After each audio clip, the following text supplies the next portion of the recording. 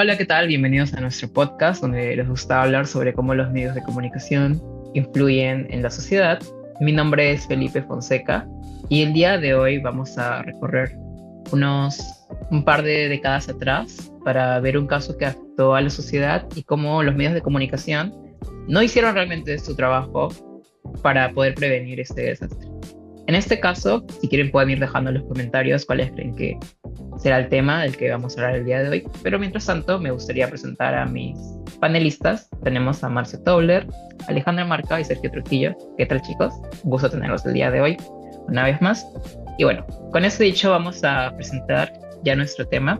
El día de hoy vamos a hablar de la autocensura de parte de la Unión Soviética tras el desastre de Chernobyl, que ocurrió el 28 de abril de 1986. En este caso, quiero empezar el tema haciéndole una pregunta a mi panelista Marcio, y es, para darle un poco de contexto a los espectadores, ¿cómo describirías que era el contexto político, tanto de la Unión Soviética y del país de Ucrania en ese momento? Ok, Felipe, para entender el desastre de Chernobyl hay que entender un cierto sistema. La Unión Soviética operaba bajo una profunda, muy profundo cultura de secretismo.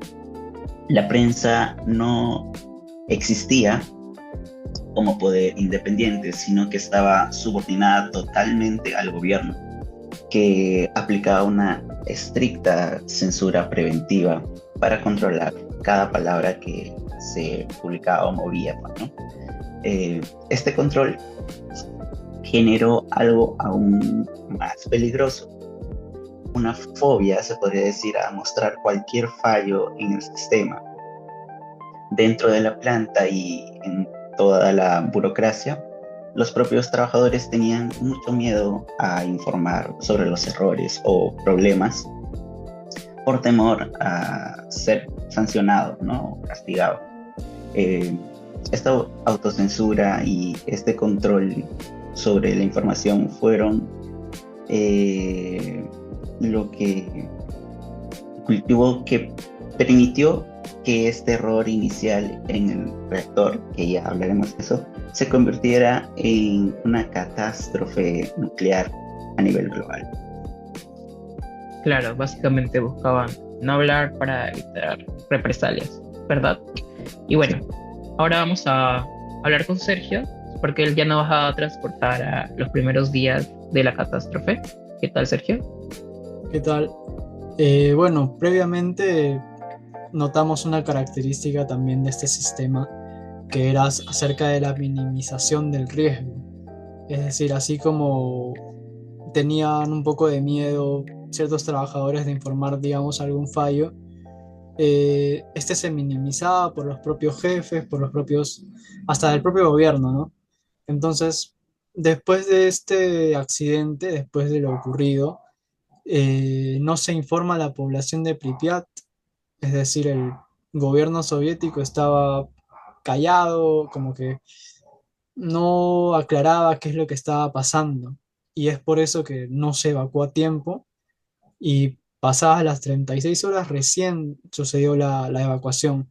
Entonces había un total silencio en los medios, además que esta era subordinada al gobierno, entonces ellos prácticamente controlaban lo que se subía o no al medio.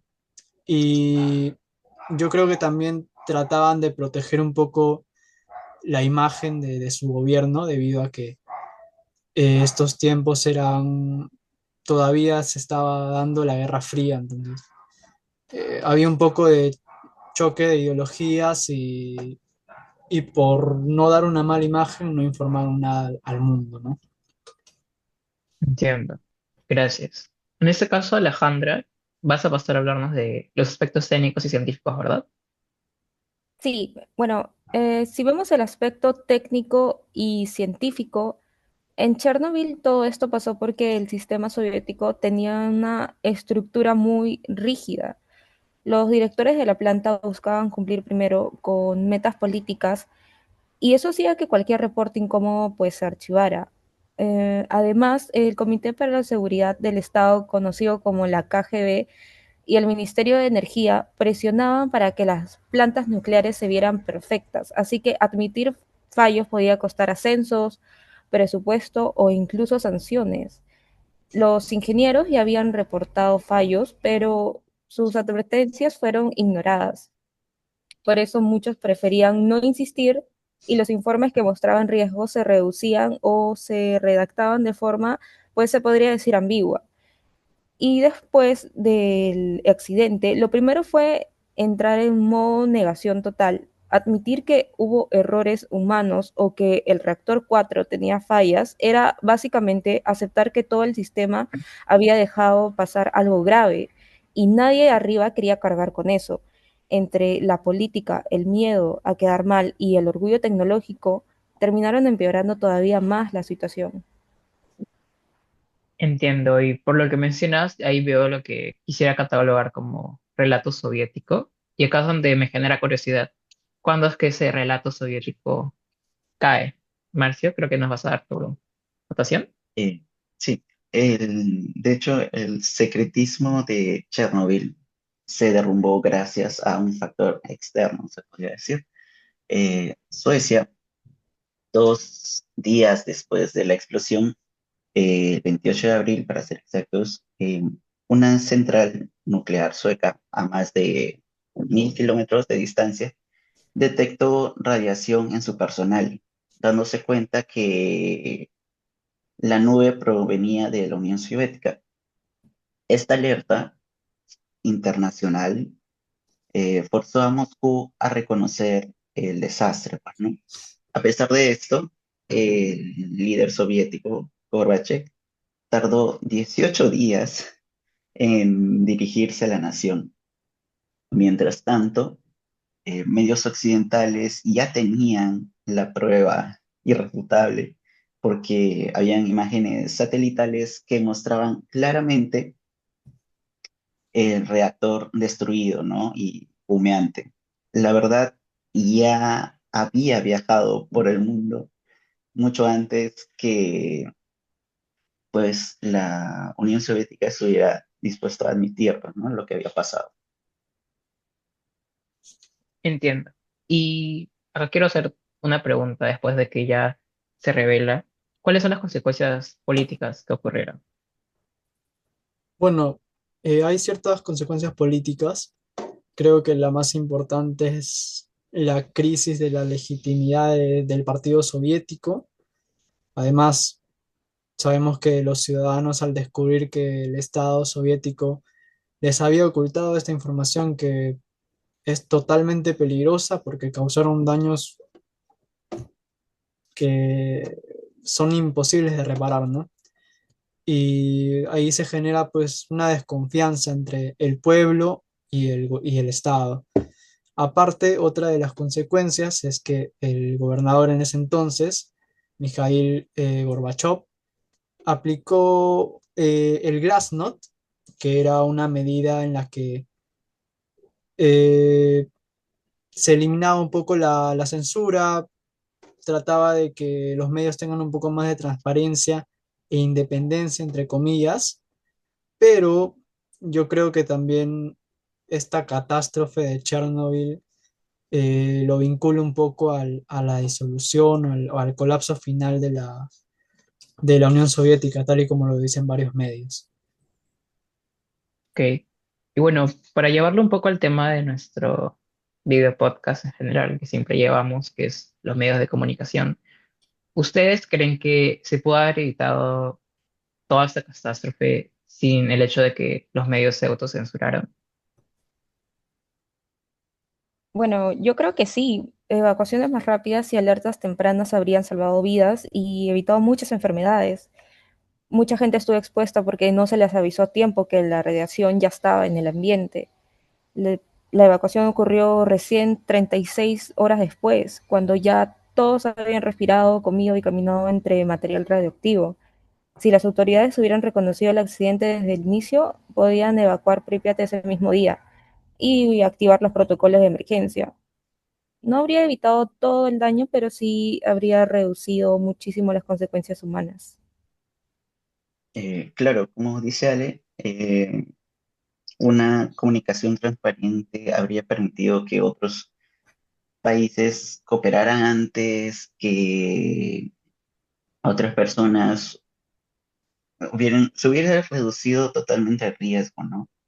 Pero lastimosamente, como sabemos, se tomaron su tiempo para comunicarlo a todos y pasó lo que pasó, ¿no? El riesgo, el daño fue muy grande.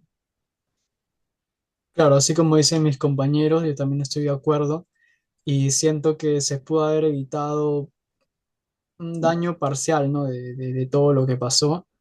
También, por ejemplo, nosotros sabemos que hay médicos, hay equipos de emergencia que han estudiado, que conocen sobre temas y yo creo que si se hubiera evacuado antes, si se hubiera informado antes, todas esas personas habrían sido diagnosticadas mucho antes de que les dé pues enfermedades como cáncer por la radiación tremenda o diferentes enfermedades. Se hubiera prevenido muchos daños. Entiendo. Muchas gracias por sus acotaciones en este caso. Ahorita quisiera ya ir con ciertas conclusiones. Y bueno, quería preguntarles, ya casi 4 décadas después del accidente de Chernobyl, ¿ustedes cómo creen que se debería manejar la transparencia sobre temas de radiación hoy por hoy? Bueno, yo creo que casi 4 décadas después, Chernobyl nos dejó una lección gigante sobre transparencia. Primero, la importancia de tener organismos independientes que no tengan miedo de decir, oye, aquí hay un problema cuando algo falla.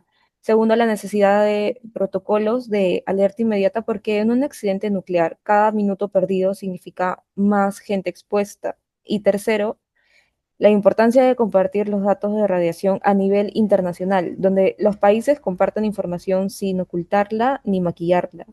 Y esa es la enseñanza central. Si no hay transparencia, no hay seguridad. Gracias, Ale. Y bueno, para una última conclusión relacionada a nuestro tema de podcast, es cómo podemos hablar de la autocensura y su relación entre el Estado y la seguridad pública. Bueno, lo que Chernobyl nos grita a la cara, es decir, es una lección atemporal. La verdad siempre termina saliendo a la luz y su costo es muchísimo mayor cuando esta se oculta. Eh, Tenemos que entender que la transparencia no es una opción y en realidad es una medida de seguridad, en este caso de seguridad pública y tal, porque cuando la información que se retiene o se minimiza, la ciencia queda completamente a ciegas. Si no hay datos, si no hay reacción a tiempo, el silencio no va a proteger, ¿no? No. Entonces, en este caso, la Unión Soviética solo magnificó la tragedia hasta convertirla en una catástrofe. Completamente de acuerdo. Y bueno, ya con esas conclusiones le vamos a dar fin a nuestro podcast. Le quiero volver a agradecer a nuestros panelistas, a Marcio, Tobler, a Sergio Trujillo y a Alejandra Marca. Gracias, chicos. Gracias a ti, Felipe, por conducir esta conversación. Un placer compartir este espacio. Muchas gracias, chicos. Es un Y placer. bueno, Muy bien, Felipe. Gracias por la invitación. gracias, Sergio. Y bueno, chicos, recuerden que Chernobyl nos está dejando de enseñanza que el silencio puede llegar a ser más peligrosa que la misma radiación.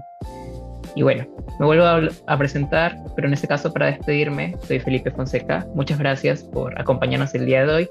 Si quieren ver un par de fuentes que usamos para este caso, las tienen en la descripción. Y de nuevo, muchas gracias. Tengan un gran día.